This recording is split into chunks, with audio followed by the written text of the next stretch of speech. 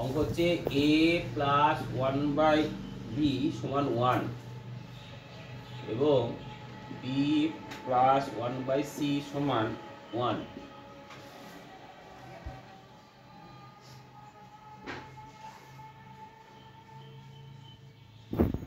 1 হলে দেখাও যে c প্লাস 1/a সমান 1।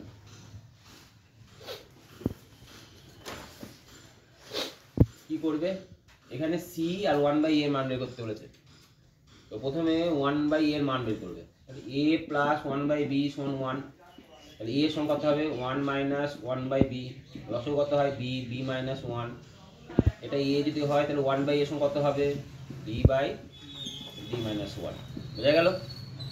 আর এখানে b প্লাস 1/c সমান 1, এখানে c এর মান বের করবো, তাহলে 1/c সমান কত 1 মাইনাস b, তাহলে c সমান কত হলো 1/1 মাইনাস b।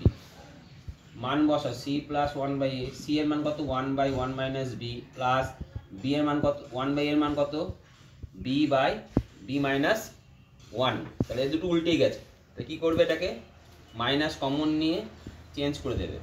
মাইনাস কমনে চেঞ্জ করলে কী হবে 1 মাইনাস কি b, 1 মাইনাস b কী হলো লসাগু হলো, 1 মাইনাস b কী হলো কেটে গেলে কত অ্যান্সার হলো 1। বোঝা গেছে?